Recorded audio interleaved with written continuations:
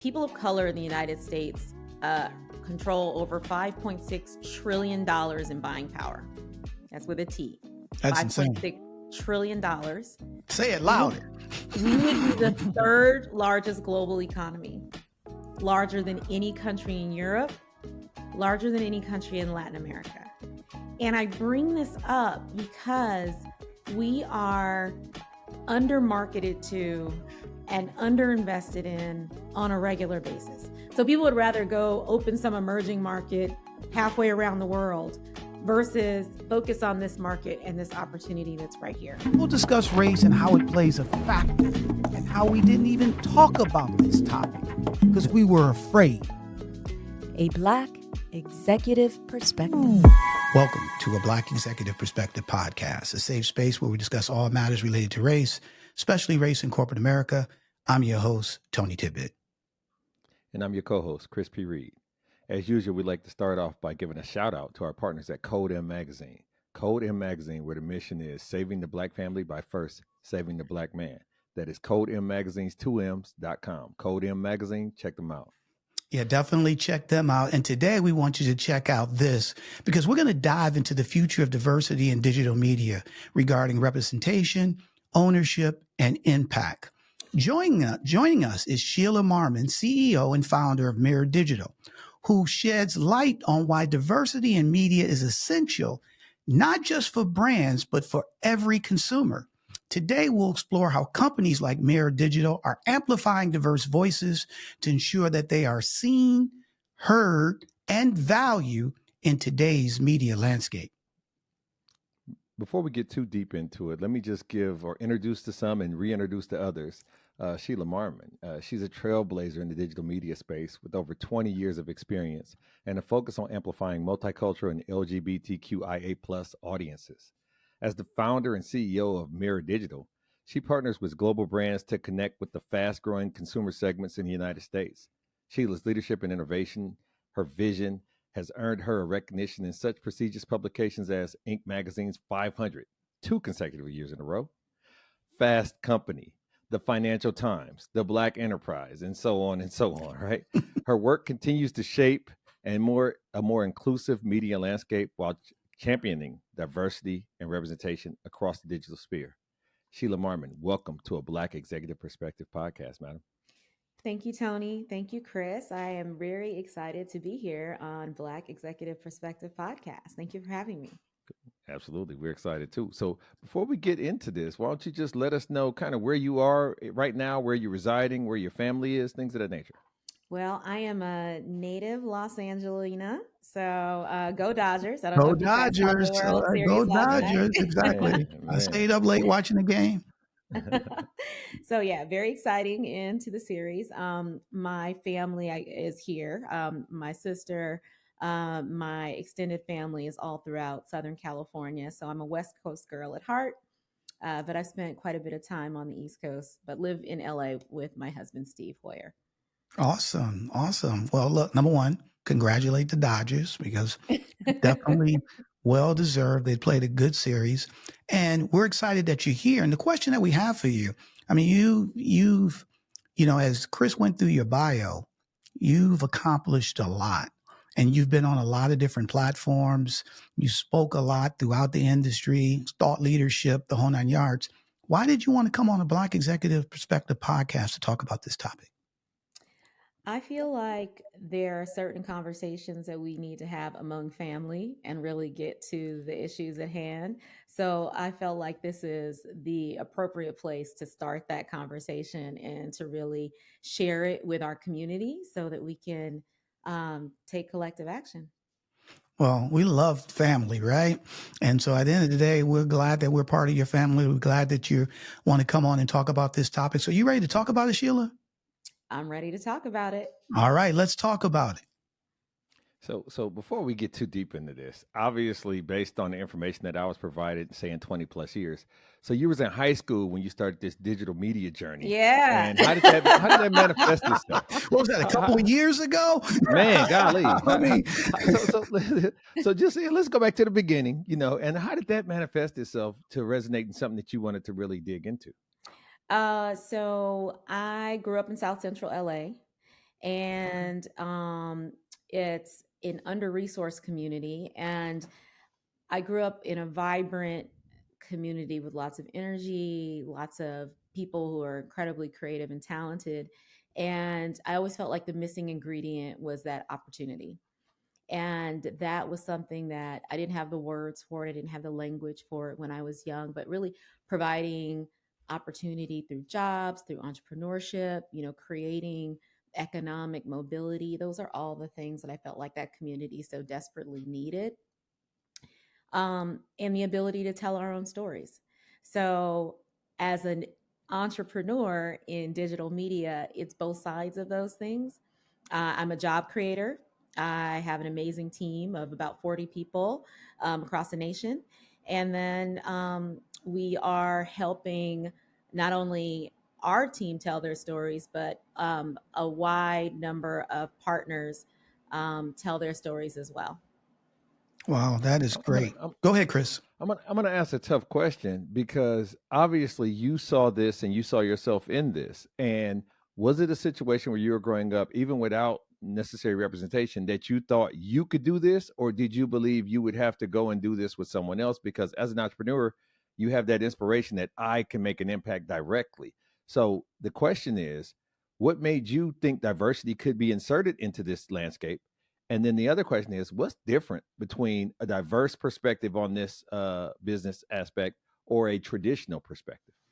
Well, I'll take these questions one at a time. So first, I'm not the first person to think about representation in media. I stand on the shoulders of giants.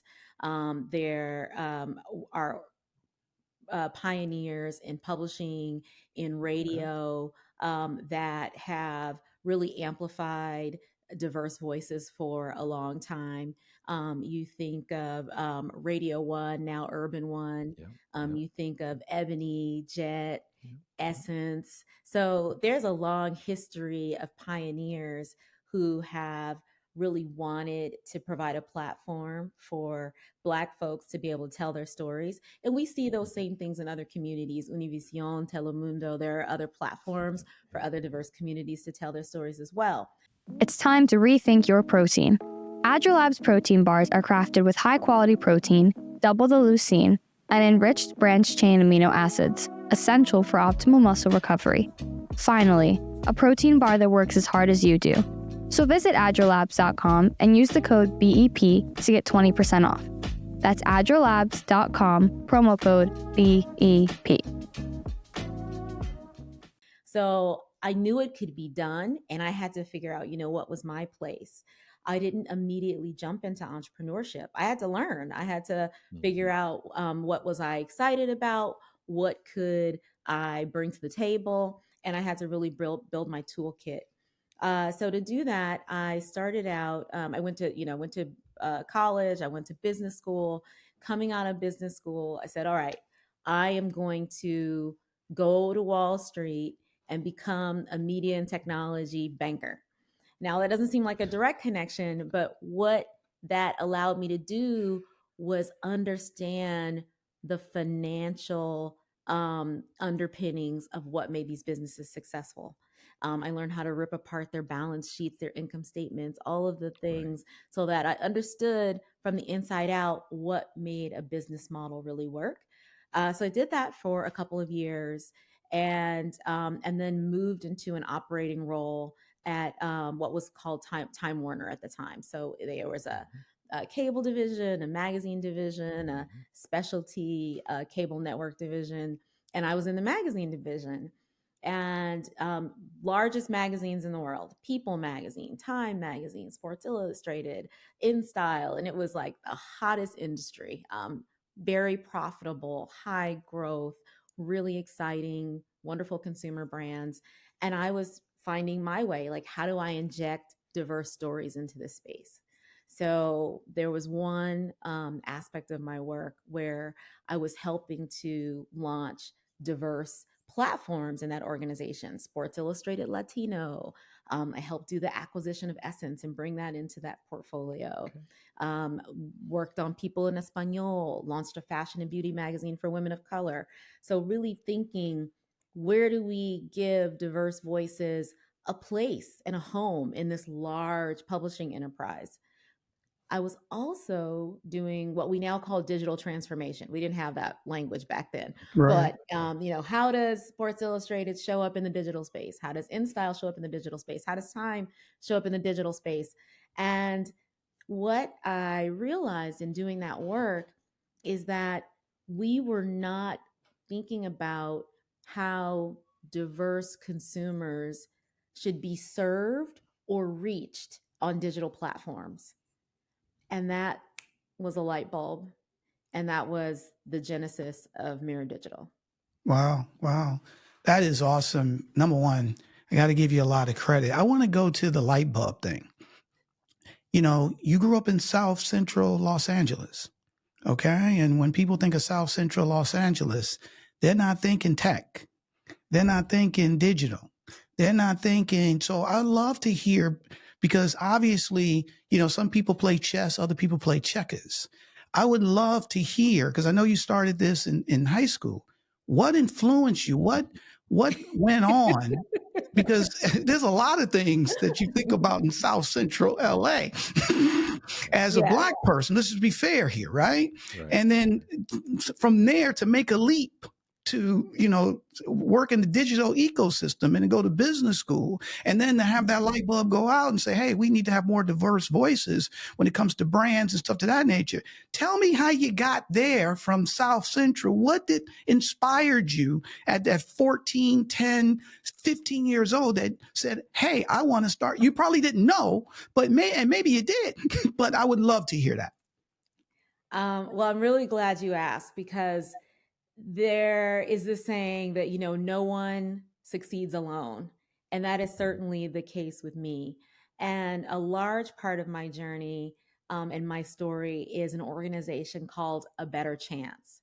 You may or may not have heard of this organization, but it's an organization that provides access to the most elite and prestigious and rigorous public schools, boarding schools, and private day schools across the nation for students from places like South Central Los Angeles. So from people from underrepresented communities, underrepresented students, underrepresented places. And that was my bridge to go from a place like South Central Los Angeles to ultimately I went to Princeton University. And that bridge was the A Better Chance program. Wow. Now we talking. See, now I'm getting it. That makes, you know, what's interesting though, side note, I had a doctor's appointment today. Okay. And I was chatting with my doctor, and he was saying, Tony, so what's been going on? I said, hey, I started this podcast called the Black Executive Perspective Podcast. It's about bringing people together. We talk about race in corporate America. He said, oh man, that's so fantastic. It's fascinating. And he's Asian. And he said, it's very important. He said, Tony, I grew up in the Bronx, and I went to this place called A Better Chance. Same school, same situation. Wow. Wait, he went through A Better Chance? Yeah. Oh my God. Serendipity. Think about that, right? So when you said that, I'm like, this ain't either deja vu or because he just told me that. He's Asian, and he said, I went there and that helped me get to where I am today. And I was able to mingle and I had mentors. And he said, those experiences changed my life. So it's great to hear that from you that helped you. That's amazing. It was just a couple of hours ago. So so you know, go ahead. Shout out to A Better Chance, just so you have the sense. We got to put their website. Yeah. So A Better Chance is an educational access program. So what they reach students nationwide. So they take in between 300 and 400 students a year, and they place them at schools across the nation as well. Right now there are 200 member schools. There've been up to 300 member schools. So your doctor went from the Bronx, got placed in a school, could have been placed in a school anywhere in the country based on his interests and the alignment with the particular school.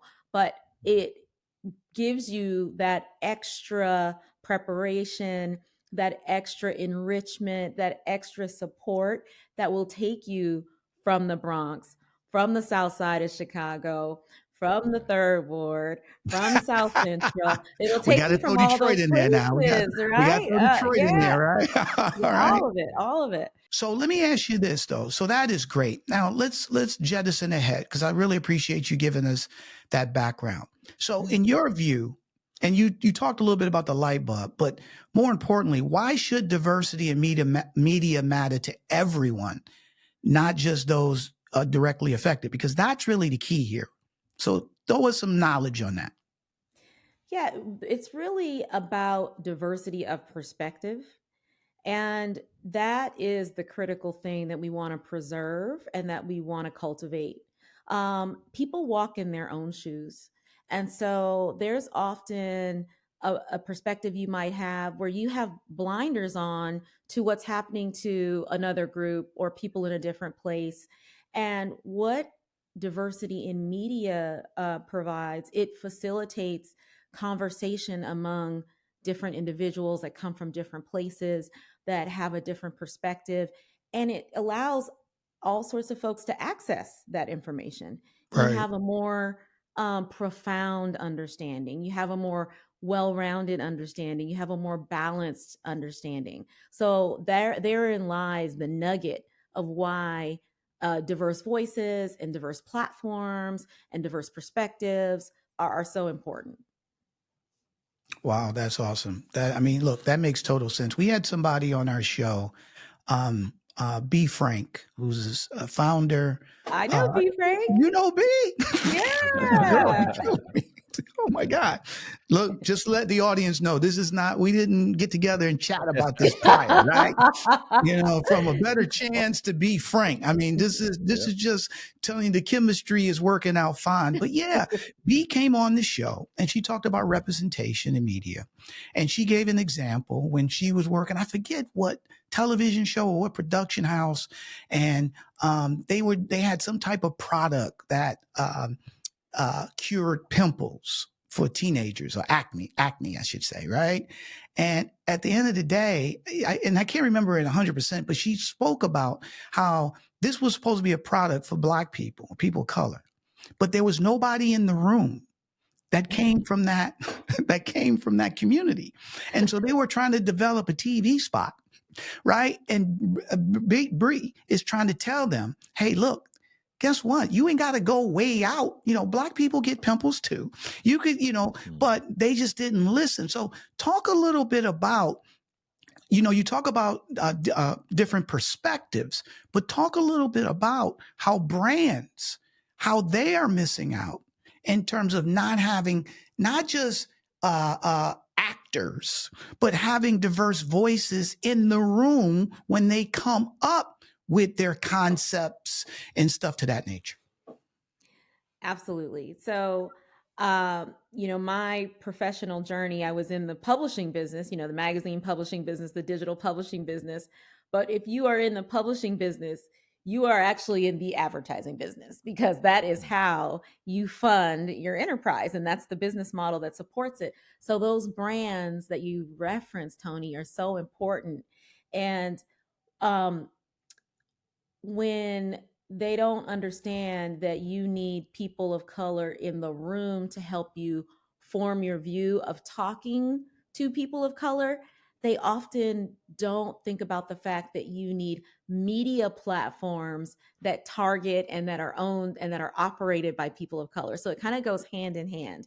So you got to think about, okay, if you want to have an authentic connection to your consumer, you want to look at the world the way they look at it. You want to see the problem or the potential product through their lens. So if they're not even in the conversation, you're missing all that.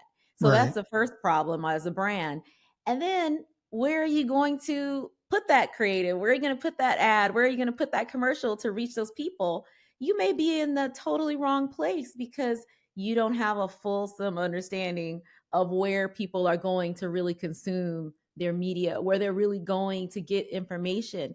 They don't know that people are coming to BEP to have a real conversation about what's happening in the community. It's just not even on their radar. Right. And that's what we do at Mirror Digital. We are surfacing those brands, those media partners like yourself that are not on anyone's radar, and saying, look, if you bring your brand here, that is where people are really paying attention. They really believe Tony. They really believe Chris. They really know that this is a conversation that's going to be important to us as a people, and inserting your message there really will help it resonate. Right. When we talk about the message of diversity and representation as a whole, and obviously we've gone through a tumultuous time recently, and obviously a long time ago it just didn't exist at all. But at the current state of your business, how do you see it as opposed to how you'd like to see it? Because is it harder in this political climate with all this confusion that's going on to reach the audience? Because all of everything that you've said is about reaching an audience, right? And with the audience having so many different vessels and vassals of information or misinformation, how do you make sure that you're targeting the right folks and making sure they get what they need in the messaging that you're providing? So in terms of targeting and providing messaging from a content perspective, I leave that to my partners, who are the media creators themselves. So the people who are running the websites, the podcasters, the creators on social media, they have the voice. They have the connection with the community that really resonates. My role is to support them. My role is to go to market to the advertising community, advocate on their behalf, make sure they are getting the funding and the support that they need in terms of advertising dollars, make sure that their value is recognized and appreciated and put into the entire media mix. So that's what I do. I help elevate them. I really, we're the bridge between that community of creators and the advertising community. How hard is it for you to be a liaison as currently constructed? Whew. How much time do you have, huh? How much time do you have? Well, we were early to this game, right? So I founded Mirror Digital in 2012. So literally, people did not think that folks of color were on digital platforms. Like, it was just like a non-starter. So first it was talking about how people of color use technology for media and entertainment purposes. And, everyone wanted to just talk about the digital divide. Oh, people of color don't have nothing. They ain't got no tech. They don't know nothing about tech. And it was actually the opposite. We have communities that are so interested in being early adopters and trendsetters and cool hunters that we gonna be the first ones. I mean, just not to date myself, but you guys remember like the sidekick and the two-way page. I mean, we gonna be cool. We're gonna be the first. We always, I mean, these guys they copy our stuff. She's throwing shade on you. I mean, think of all the words and all the phrases and the way we wear our clothes that now is in mainstream, right? It started from the Black community. But go ahead, finish your thought. Yeah, no, I mean, and so that was the first conversation to have, that people of color were actually leading and not lagging in these digital entertainment spaces. So first of all, we're there. Second of all, there are voices in this space that are best able to help you connect with them. So you can go back to, Black Planet way back in the day. Just there were places where that was taking off. That was big because we wanted to be talking to each other. Right. Yep, it continued to evolve from there, and it's always a matter of proving the value, not only the value of the platform, but the value of the audience, and that's really the work that is still continues today.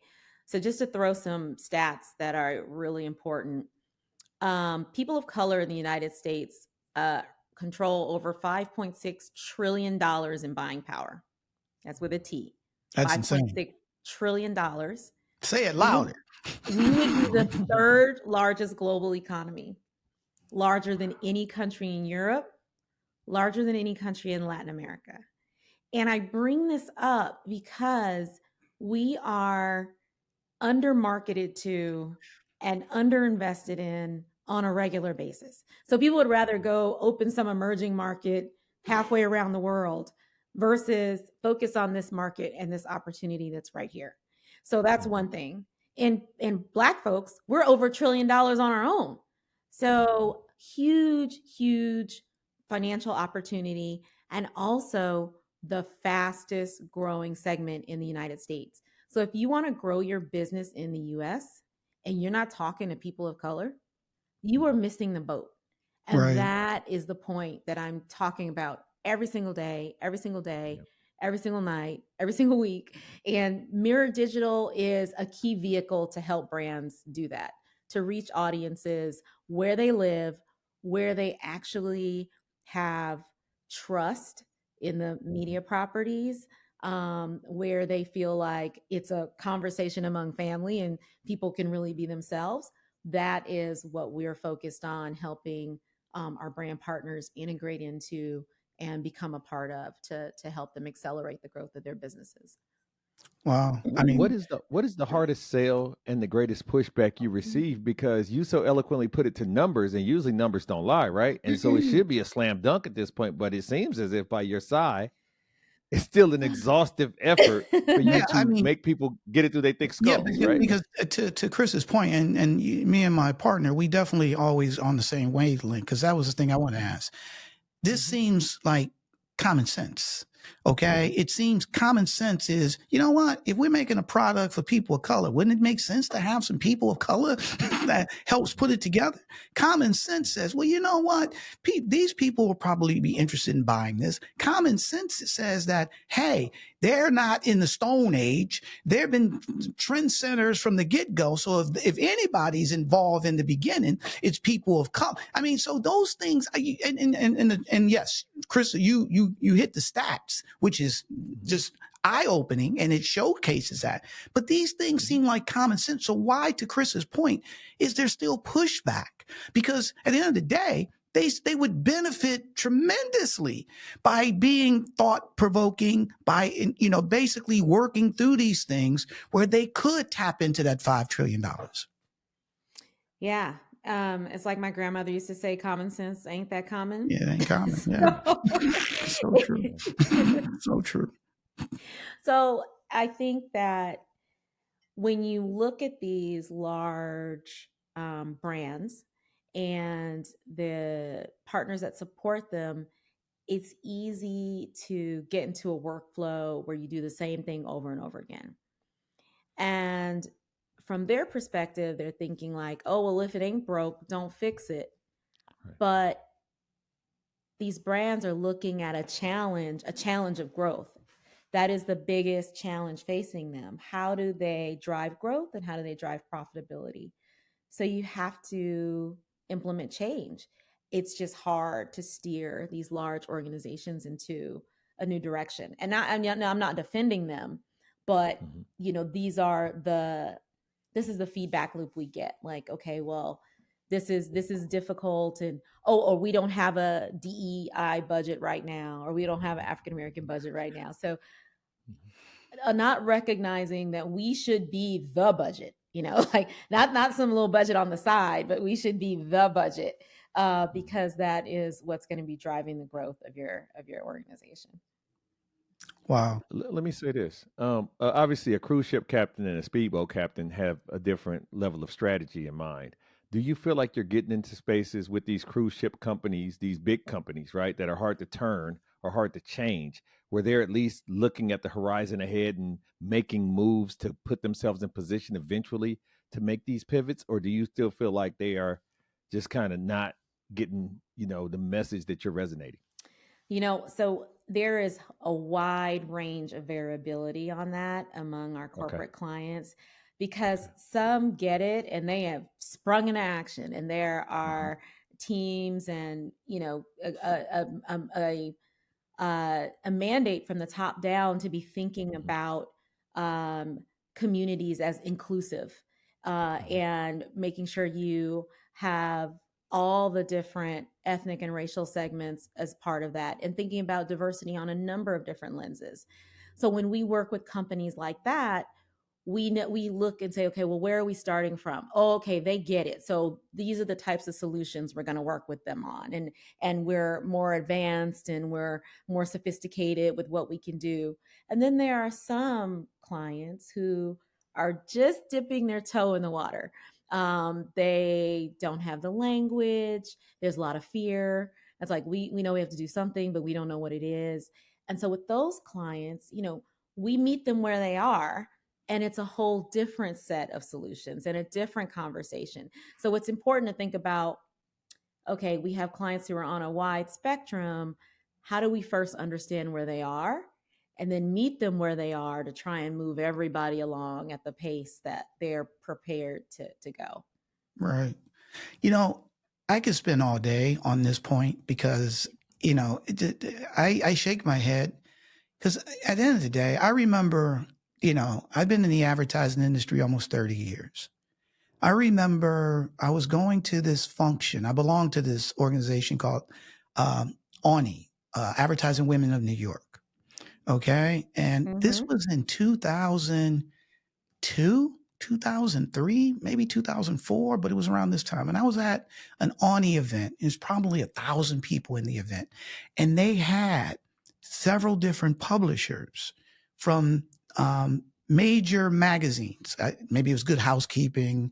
They were all white magazines, to be fair, right? I can't remember them all, right? But I remember sitting in the audience and somebody asked a question, and the publisher, and again, I don't want to say, I can't remember exactly the magazine, but it was one that everybody knew. All right. And I don't want to, because I can't remember. If I did remember, I would say it, but I don't remember. But she stood up there and said, and this was in 2002, 2003, in front of 1,000 people, we would never put a Black woman on our cover. Okay. Right? Because our readership, she said something, and I'm sitting here, this 20 years ago, and she said, and nobody blinked an eye. I mean, nobody said anything. Okay. And I haven't forgot it. I remember that. And so when I hear about companies, they're the Titanic and they're slow to turn, or that's all BS to me. Because now, and again, we got a bunch of other questions we want to ask you, but it drives me crazy because the question I have right now for those that's real slow to turn, are people of color buying their product now? Okay. Because if people of color are buying their product now or subscribing to whatever, what are you talking about? It makes no sense. You want their money, but then you don't want to cater to them.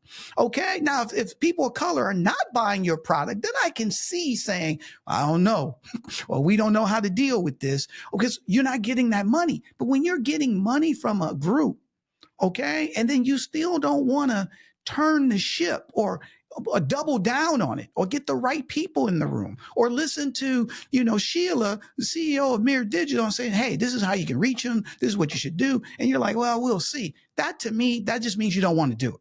Okay. That's just my opinion, but that's me saying it. The question I have for you in 2020, in the pandemic, businesses were shutting down. People lost their jobs. However, a lot of positive things came out of it.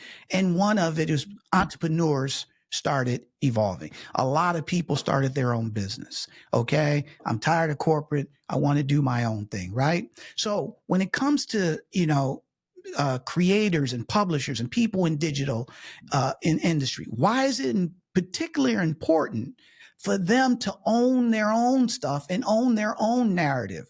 Speak a little bit about that.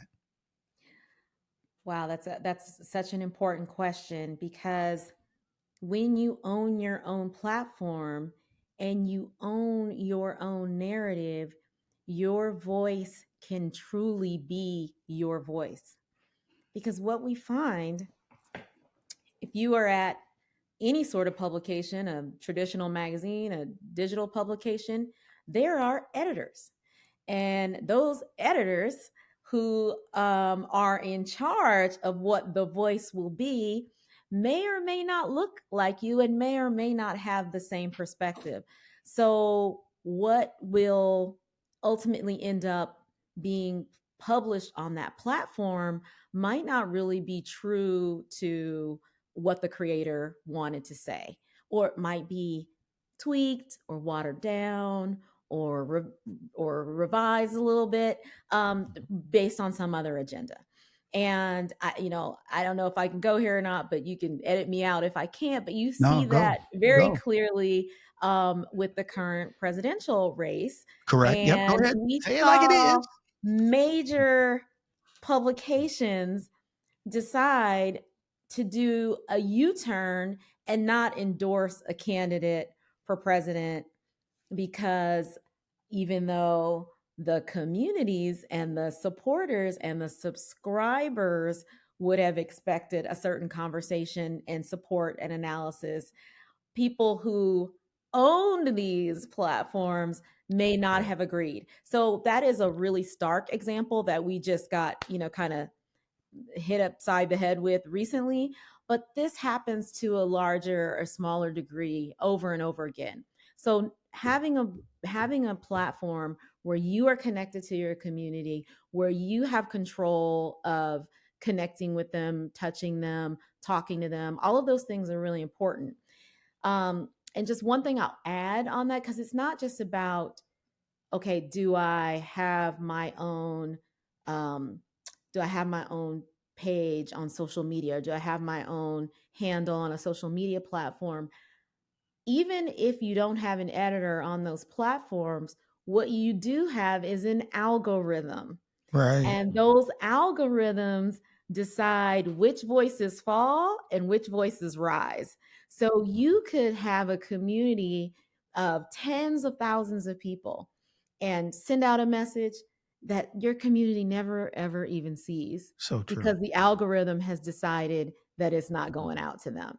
So that's the new question around ownership that people need to be thinking about in the digital space as well. When you say, can you just provide a little bit more context on the algorithm part, right? Why does that algorithm not, scale out your message when before it was scaling it out, but now all of a sudden it's shifting it or it's quieting it? So that's a great question. Algorithms for each of the social media platforms are proprietary. So they're proprietary technology. They won't tell you a why, but you know how many followers or fans or community members you have. And then you can post a message, you can go and see how many people actually saw it. And it'll be somewhere between 1% to 10% on a good day, depending on the platform, depending on the content. So you are now in an instance where you've cultivated a community, you have all this reach, you have something that you want to say, you have a conversation going, and then you can't access them because you don't own that platform. Wow. When you go and speak to these leaders and you're talking about them being the gatekeepers, right, and not allowing for certain access to certain thing, in your opinion, based off of your expertise, do you find it to be more ageism or more racism that is propagating the lack of proliferation in this space? Meaning, that's not how we did it when I was coming up, and the old man, they not willing to move on and let go and let things change, Exactly. and so they're doing it to their own detriment, or is it not those people type situation? Because you still have older white men that don't like this new rock music. You know what I mean? So, right.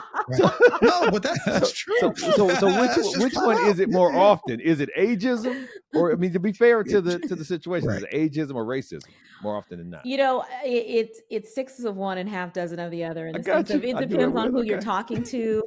But right. the underlying or the unifying message is that we want to put ourselves and our creators in positions where we're not beholden to other folks who are holding the key to us accessing our communities, that are editing how we can say something or express ourselves. So these are the things that Mirror Digital is focused on addressing. We feel like people should have their own platforms, like you all have here at BEP. Like, What is a platform that you can own that can be yours, where you have a direct connection to your community? We're building that out in the digital publishing space. We're launching a new product called The Scene, where creators can come and establish their own digital real estate that they own so that they can build out the connection to their community and have that direct one-to-one relationship. We are facilitating new advertising opportunities with our sales team and our go-to-market strategy, showcasing the unique ways that our publishers connect with their communities, the unique conversations that only they can have, that are in spaces that are ours, and talking about the value of those. So those are some of the ways that we are going out and facilitating this ecosystem, particularly for diverse creators. Wow, that is, I mean, fantastic. We definitely want to learn more about The Scene, okay? Because, it sounds like you want to be seen and you got to use You the want to scene, be seen on the okay? scene, You want to be absolutely. seen on the scene. When I was growing up in Detroit, we had a dance television show that was called The Scene. All right. It was Oh, really? it was called The Scene, right? And you wanted to be on the scene. You know, the stuff that you were just talking about, Sheila, it reminds me, James Omis just passed away, the father of Good Times, right? Good times. Yeah. Yeah. And, he's been on a lot of things. And I saw this documentary that he did, and he talked about what happened on the show when he was there. His character was killed off, okay? And that wasn't by accident. That was on purpose because he was pushing back. If you like what you hear and want to join us on this journey of making uncomfortable conversations comfortable, please subscribe to a Black Executive Perspective podcast on YouTube, Apple Podcasts, Spotify, or wherever you get your podcasts. Hit subscribe now to stay connected for more episodes that challenge, inspire, and lead the change. For the writers that were writing on the show, making the Black characters, buffoons, it was all about JJ saying dynamite. Okay. It wasn't about, he said, hey, what's her name? Wanted to be a doctor. We should have went there. So he was really pushing back. And then Norman Lear, and he said, hey, look, I wasn't the, very diplomatic. I could have been a little bit more diplomatic, but Norman Lear called him up and said, we get not in those terms, but they eliminated him from the show. So it speaks a little bit to your point. If you don't own the spot, okay, then people can come on. They can write you out. They can write a story about you and have no experience of what your life is, but this is what they envision it's supposed to be. And then they're making money off you. And then not only that, when we talk about media representation, you have a whole group, my wife is white. Okay. She grew up watching Good Times. All right. So think about that. Now you got another mainstream group watching a show, and they're thinking all Black people are like that. Right. Because if there's no diversity in their neighborhoods, okay, how would they know?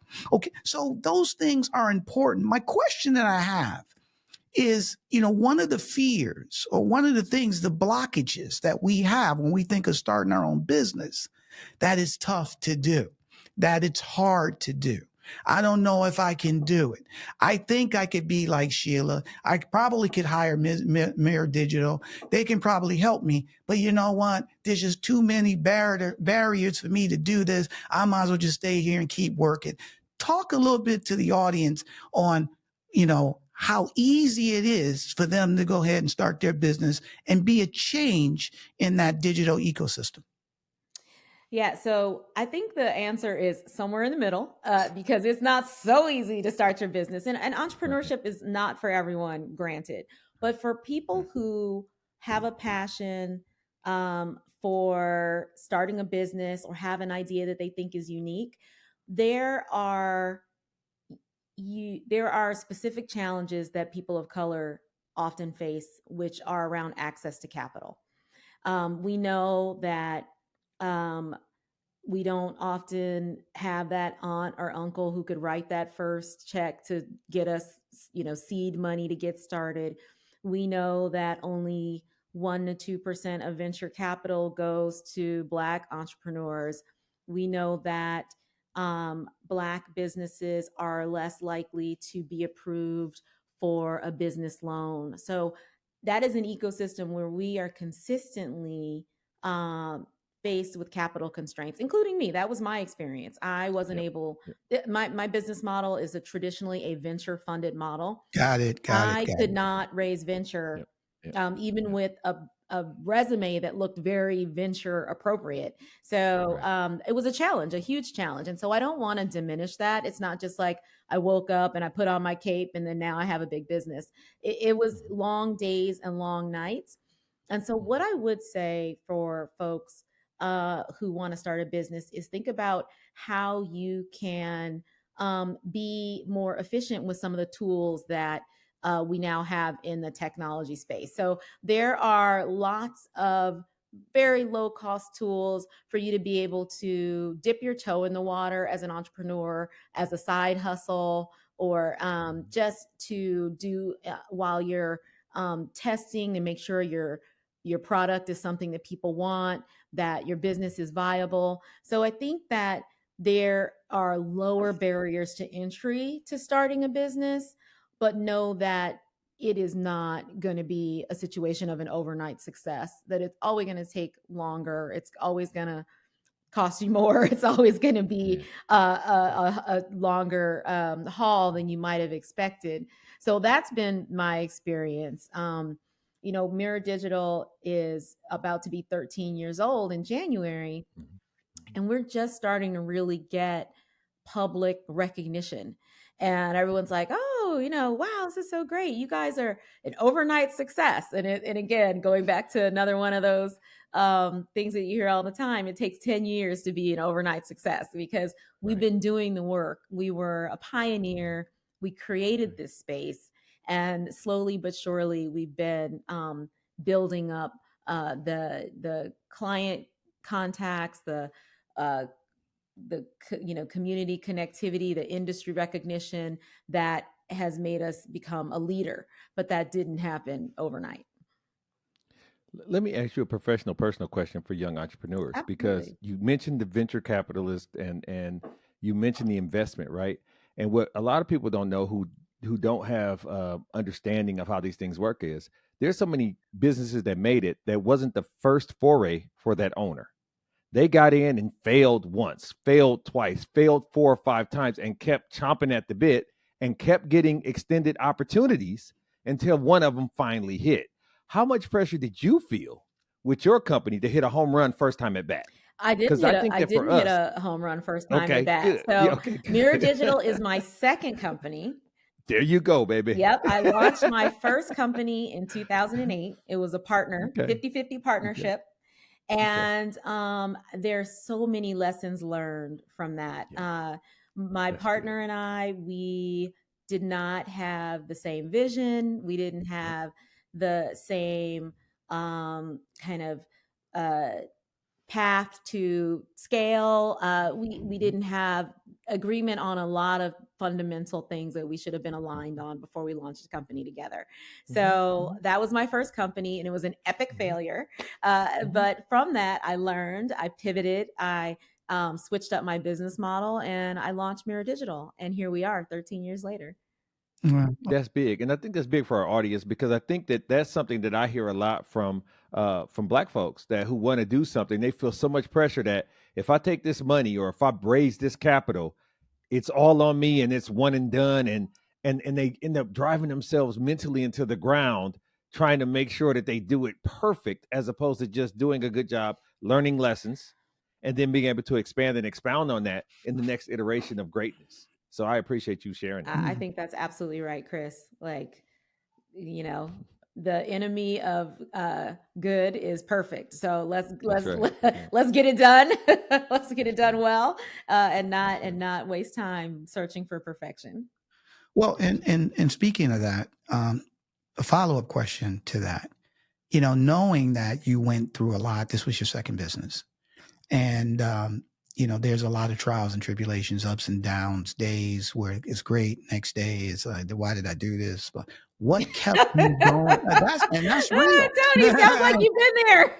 My girl, are you kidding me? I was thinking about that 10 minutes before we started this show. But my point is that is real, right? That is real. That's part of the process. That's part of the journey. So what motivated you or continued to motivate you when you were going through that process? I felt like I had tremendous privilege in the educational resources that had been poured into me and tremendous access from the networks that I had been able to develop, the mentors. And I was like, if not me, who? And I felt like I had to take the jump. I had to try. I would always be wondering, what if, what could have been? And I felt like I had the personal just strength in terms of mental strength and energy to push this forward. I felt like it was my calling to be in this space at this time and do the work that I'm doing. So you see that, and I hope everybody caught that, is listening and watching a Black Executive Perspective podcast. At the end of the day, when you're going to go through, even if you work for somebody else, you're going to go through that journey.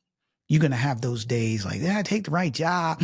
Did I do it? They like me. Now they don't like me. I mean, and then you persevere through it, and then you get to where you want to go. So to me, and I know the fear of the funding part and stuff to that nature, but I want to go back to about the technology part, because the tech part is really can help people, start. You got people that influences. My daughter has somebody and she's a senior in high school.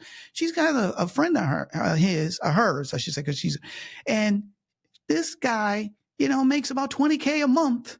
All right. Reselling stuff on Amazon. I mean, so he ain't got to go get no loan. So my point is that with technology today, especially we're talking about the digital ecosystem, there are ways that you can get started, that you could use a technology that will, I don't want to say circumvent the capital, because maybe at some point you're going to need capital, but at least you can get started and start building out. What's your thoughts on that? I absolutely agree. I think that there are lots of paths to entrepreneurship, and with so many free tools available now, you can stand a business up for almost nothing. And experiment and fail in a way that doesn't really break the bank, or it's going to break your heart, but it won't break the bank. But so I absolutely agree, Tony. Absolutely.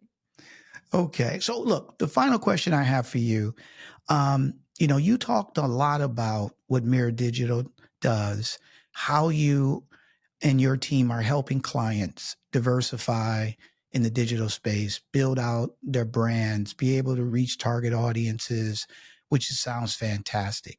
And we kind of, talked about some of those brands that are aircraft carriers and Titanics that are very slow to change. Give us some brands that you see that are really at the forefront, that's really making changes. And maybe you've met with them and they're working with you, or from afar you say, hey, this brand they got it together, and talk a little bit which ones they are and what are they doing that's successful that maybe somebody who's listening to this can emulate. One of my clients, who I'll name check because they're really great, is General Motors. They have been a consistent presence in diverse communities. They have been, and not just with Mirror Digital, just in general, and have really been focused on diversifying their supply chain in a number of ways. So they know that consumers of color make up a large share of their customer base. And so there's an explicit effort to pay that back, pour back into those communities that give so much to the corporation.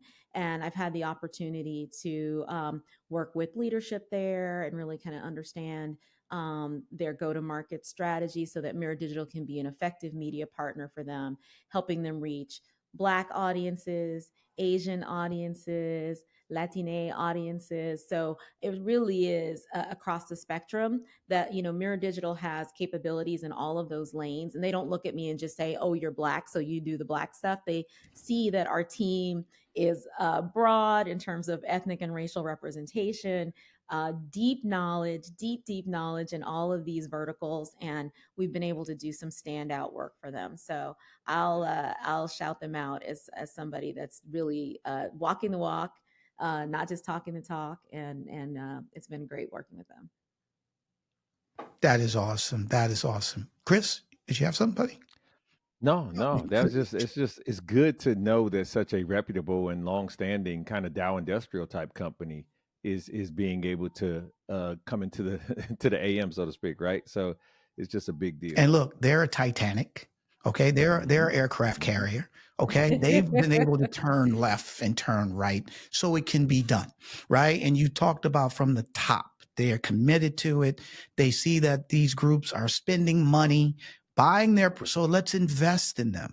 And, you know, let's, instead of going over, in which they go overseas, but let's invest right here in home and tap into this $5 trillion because we want to try to increase our Right. market share, right? That part. It's all business, right? Final thoughts, my friend. Final thoughts. What do you want to leave the audience today, you know, about diversity in media, Mirror Digital? Talk to us. Well, from my perspective, I really believe that diversity in media is essential so we can have the conversations that matter to us. We need to know when something happens in our community and be the messengers to share that news. And, you know, you think about the Black newspapers that sprung up in the 1800s because our stories weren't in the traditional newspapers. We still need that. We still need to let each other know when something happens in our community so that we can come together and we can organize. We need platforms that share our unique talents and capabilities that maybe are ignored by mainstream entertainment platforms. So we want to celebrate ourselves, and we definitely want to tell the stories that are representative of who we really are. So going back to that example you raised about Good Times, a very narrow lens of what Black people are, who they could be, or how they show up in the world. We can show ourselves in all our diversity, a full range of beauty, full range of capabilities, full range of excellence. So I think all of those things are really, really important. So that's the first thing I want to say about diversity in media. And the second thing I want to say is that, I didn't get here alone, and we can't expect that anybody's going to get there alone. So reach out for help when you need to. I mentioned A Better Chance, transformative program for me. I now serve as the board chair of A Better Chance because it's giving back to that next generation. And around entrepreneurship, there are a number of funds and accelerators that are really focused on helping Black businesses not only launch, but level up. So there's a whole community to tap into that, again, I'm a mentor in and a part of. So tap into those resources because my story, I am not, some super special, smartest person on the planet. I had people pour into me, and we have to pour into each other, and we can all rise together. I think that it's great that you're so humble, but the biggest takeaway for me personally is that you were willing, unafraid, and capable of doing the work. And so even though you said a lot of great things and there was a lot of things you were blessed with, it kept coming back to you doing the work and you digging in and you taking the lumps. Absolutely. And so I applaud your career and your efforts and your infusion back into the communities that you serve. But how can a Black Executive Perspective podcast help you at this point? As great as you are, you're willing to allow for us to kind of tag along on your coattails. So how can we help you in this endeavor? Well, I am I'm honored to be on Black Executive Perspective podcast. Congratulations on your recent recognition as a top podcast. I know one of many awards. So you guys are doing your thing. I appreciate it. So just amplifying what we're doing at Mirror Digital. So having folks come check us out at mirrordigital.com to learn more about our media platform. We are a next generation media platform. We have a network of publishers. We have a network of creators on social. We have a network of podcasters, and they are telling the stories that matter to people of color. So that's one thing. And then the other thing I would say is shout out to A Better Chance. I can't believe your dentist was at A Better Chance scholar. We can't grow into the leaders that we see in the executive ranks without pouring into those young folks for tomorrow. So those are the two places. If you show us some love, I would be really appreciative. You kidding me? You showed us mad love today with your passion, your intellect. I mean, this has been a blessing for us and our audience that you joined us to share a very important topic, a topic that's not spoken about a lot, right? Unless there's companies like yourself going out and trying to make change, which, is really tough. But having somebody like you and Mirror Digital out there in the forefront, it makes us all a lot better. And so we're 100% behind you. We're going to shout out to the trees. We're going to have your website and your information on our website. Definitely shout out to Better Chance, because that was, and that just shows how important, by me being with my doctor and then finding out that you're on it, that's a message that we didn't think about, we didn't plan about, but more importantly, we're definitely going to shout, because if it helped him and it helped you, then at the end of the day, it's going to help a lot of other people. So we're looking forward with that. So stay right there. We want to thank Sheila Marmon, CEO and founder of Mirror Digital, for joining a Black Executive Perspective podcast. I think it's now time for Tony's Tidbit. And the tidbit today, and it's always about what we talk about. The tidbit is, and I quote, "In a world of endless perspectives, diversity in media brings us closer to seeing the full picture. True progress happens when every story has a seat at the table and every voice has a platform." And now we're at the point of our program where we'd like to remind you to tune in to Need to Know with Nasinka. It's a weekly segment that's taken care of by the Black Executive Perspective podcast, where Dr. Burton dives into timely and crucial, critical topics and subjects that are sometimes cringeworthy, but always educational and informative. And she brings her passion, her intellect, and her worldly views into that segment. And you just don't want to miss it. It is a powerful thing to put in your calendar every week. Absolutely. You don't want to miss it. I was just with her today. She is just fantastic. So I hope you enjoyed today's episode, The Future of Diversity in Digital Media. And we have a responsibility to close our show with our call to action, designed to diminish discrimination wherever it may rear its ugly head. And that call to action that we have is LESS. It's to incorporate LESS, L-E-S-S. And the L is for learn. Educate yourself on racial and cultural nuances. The things that we speak about aren't just for Black folks or white folks or yellow folks or brown folks. It's for everyone. So make sure that you're educating yourself on these nuances so you can present and speak intelligently as you move throughout your work. Absolutely, Chris. And the E stands for empathy. So after you learn about all these different people and different circumstances, now you should be more empathetic to what they go through, because now you can put yourself in their shoes. And then the first S is for share. Make sure that you share your insights and your enlightenment as you go forward. Don't hide it, divide it, because that's the only way we can all collectively become better as we move along. Absolutely. And then the final S is stop. You want to stop discrimination as it walks in your path. So if Grandpa says something at the Thanksgiving Day table that's inappropriate, you say, "Grandpa, we don't believe that," and you stop it right there. So if everyone can incorporate LESS, L-E-S-S, we'll build a more fair, more understanding world. And more importantly, we all will be able to see the change that we want to see, because less will become more. Make sure you continue to tune in and support in these endeavors. We're bringing you the things that you have highlighted that you want to hear about and need to know of. As our posthumous guest said, this is how we connect and this is how we grow. So leave us reviews, subscribe, go to the website, sign up for the newsletter, and contact us wherever you can to make sure that we're continuing to reach you where you are. How can they reach us? Buddy, I'm glad you asked. You can follow a Black Executive Perspective podcast wherever you get your podcasts, and you can follow us on our socials of LinkedIn, X, YouTube, Instagram, Facebook, and TikTok at a Black Exec. For our fabulous guests, CEO, founder of Mirror Digital, Sheila Marmon. For the co-host with the most, my boy down in Dallas, Chris P. Reed, I'm Tony Tidbit. We talked about it. We learned about it today. We love you. And guess what? We're out. A Black Executive Perspective.